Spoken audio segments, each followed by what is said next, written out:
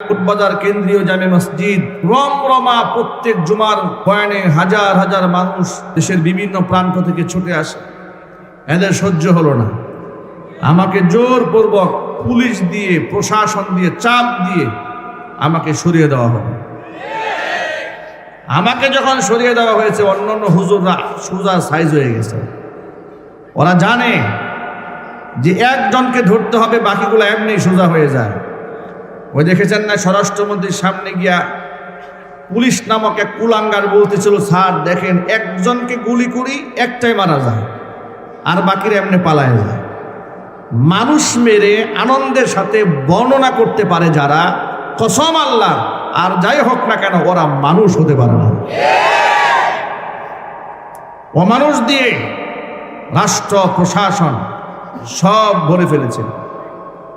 যার দরুন একটা রাষ্ট্র কতটা কারাপ্টেড হলে, কতটা দুর্নীতিগ্রস্ত হলে একটা দেশের প্রাইম মিনিস্টার পালায়, একটা দেশের সেনাপ্রধান যিনি, তার এই সেনাপ্রধানের আগের যিনি, তিনি দুর্নীতিগ্রস্ত, পুলিশ প্রধান দুর্নীতিগ্রস্ত, এমপি মন্ত্রী 300 আসনে সব পালিয়ে গেছে একসাথে। আপনি আন্দাজ করতে পারেন, আমার তো মনে হয় পৃথিবীর ইতিহাসে এমন নির্লজ্জ পতন পৃথিবীতে আর কারো হয়নি। আবার এরা বড় বড় কথা বলে, এদের তো লজ্জা শরম, এদের কি শরম আছে?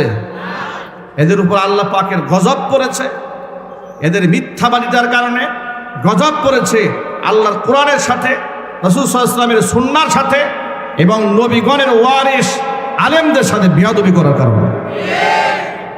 অল্প সময় নিয়ে দুনিয়াতে আগমন করেছি, এটাকে আমরা অনেক বড় সময় ধারণা করে বসে আছি।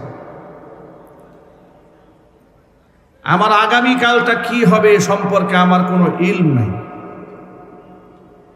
কোরআন মাজিদ আল্লাহ বলেছেন, ওয়ামা তাদরি নাফসুম মাযা তাকসিবু গাদা, বান্দা আগামীকাল কি করবে সেটা সে জানে না। ওয়ামা তাদরি নাফসুম বিআইয়ি আরদিন তামুত, কোন মাটিতে তার মৃত্যু হবে বান্দা সেটাও জানে না। ইন্নাল্লাহা আলিমুন খাবীর, সব কিছুর ব্যাপারে সম্যক অবগত মহান আল্লাহ রাব্বুল আলামিন। সব কিছুর জেনুইন খবর একমাত্র কার কাছে আছে? আল্লাহ পাকের কাছে আছে। যদি মানুষ আগামীকালের খবর জানতো যে আগামীকাল আমার কি হবে, তাহলে সরকার পতনের পরে এদেশের জালিম স্বৈরাচারীর দোসর যারা ছিল, তারা একটাও দেশে এভাবে আর পালিয়ে থাকতে হতো না, এগুলো অনেক আগেই পালিয়ে যেত। স্বৈরাচারী যদি জানতো সেদিন তাকে এইভাবে দুপুরে লাঞ্চ না করে পালাতে হবে, তাহলে এত আইটেম রান্না বঙ্গভবনে, গণভবনে হতো না। কথা বলেন ঠিক কিনা বলেন? গণভবনে এত রান্না বাড়া কেন হয়েছে? কারণ জানে না আগামীকাল কি হতে যাচ্ছে। কিন্তু সমস্ত পরিকল্পনা কার কাছে? আরো জোরে বলুন, আল্লাহ পাকের কাছে। স্বৈরাচারী এই পরিমাণ জুলুম নির্যাতনগুলা করেছিল রাষ্ট্রে, এই সমস্ত দ্বীনি প্রতিষ্ঠানগুলাকে তারা মানুষের সামনে চোখের কাঁটা বানাবার চেষ্টা করেছিল। সব সময় মাদ্রাসার নেগেটিভ সাইডগুলো, হাতের 5টি আঙ্গুল যেমন সমান থাকে না, আপনি যদি এক বস্তা ধান কিনেন, ওই ধানের মধ্যে বেশ কিছু চিটা যেমন বের হয়, অনুরূপভাবে মানুষের মধ্যে সব মানুষ সমান হয় না, প্রতিষ্ঠানের মধ্যে সমস্ত প্রতিষ্ঠান সমান হয় না, আলেমদের মধ্যে সমস্ত আলেম সমান হয়। ওরা কি করে, টেকনাফ থেকে তেঁতুলিয়া পর্যন্ত সার্চ করে মাদ্রাসার আলেম ওলামাদের হাজারো অবদানকে অন্ধের মতো বাদ দিয়ে, দেখেও না দেখার ভান করে, 2-1 আলেম যদি কোথাও কোনো ভুল করে থাকে, সেই ভুলগুলা নিয়ে একেবারে 71 টেলিভিশনে টকশো করতে বসে যায়।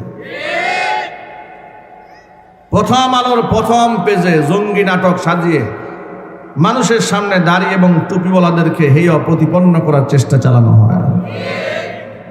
এই তো ছিল ওদের কার্যক্রম। কোনো আলেম স্বাধীনভাবে কথা বলার সাহস পায়নি। যে স্বাধীনভাবে কথা বলবে তাকেই ঘায়েল করা হবে।